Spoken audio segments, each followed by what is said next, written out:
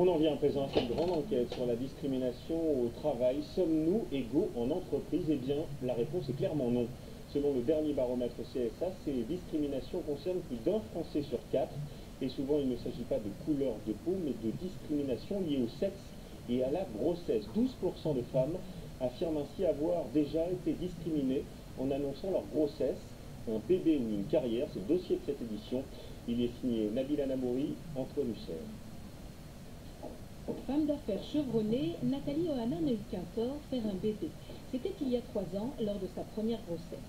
La jeune femme dirigeait alors 25 personnes et les services export d'un groupe de cosmétiques. Employée modèle, tout allait bien pour elle jusqu'à son congé maternité. J'ai appris en fait par mes équipes sur le terrain que je n'allais plus les encadrer. Et puis surtout, j'ai assisté en reprenant mon travail à ma disparition plus récente de l'organigramme de la société. Insomnie, perte de poids, cette humiliation, Nathalie Ohana l'a très mal vécue. La jeune femme demande à rencontrer son employeur. Cet entretien, ce sera le coup de grâce. Il a comparé ma grossesse à une trahison et il m'a expliqué qu'il n'avait pas forcément envie de continuer à travailler avec moi. C'est bien une trahison. En fait, il m'a fait comprendre que j'aurais dû me mettre au courant de mon projet de grossesse. Vous vivez un des plus beaux moments de votre vie et en même temps vous vivez un revers professionnel rude et assez violent. Voilà, au bout de 3 mois, Nathalie a été licenciée pour faute grave. Licenciement jugé nul et discriminatoire par les prud'hommes. Même si l'entreprise a fait appel, pour la jeune femme, c'est une première victoire.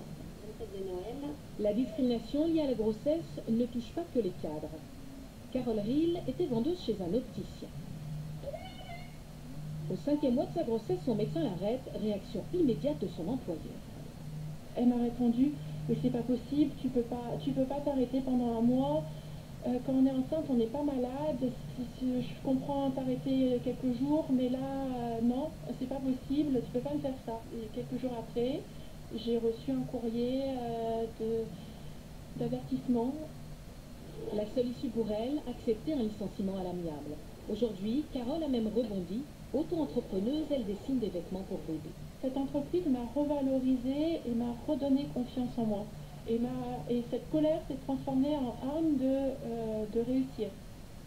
Être freinée dans sa carrière quand on est enceinte, ce n'est pas une fatalité. La preuve dans cette entreprise. Céline Laurenceau rentre de congé maternité. Pour les Leaders, c'est pour bientôt. Et elles viennent toutes les deux d'être nommées directrices. Moi, par exemple, je pars dans 2 mois, mais je suis promue demain, donc voilà, c'est un climat de confiance totale. Dans cette filiale française d'un groupe américain, 31% des 5000 salariés sont des femmes. Les protéger pendant leur grossesse, ce n'est pas qu'une question de philanthropie. Je fais pas ça pour, j'allais dire, faire plaisir à mon environnement. Alors j'étais une équipe sociale un peu plus forte que les autres, mais je fais pas ça pour ça. Je fais ça pour garantir la pérennité, croissance et développement de l'entreprise. En France, pays champion de la natalité, la place des mères dans les entreprises n'est pas qu'une question de bien-être, c'est aussi un enjeu économique. Une découverte d'un cargo britannique chargé d'un trésor.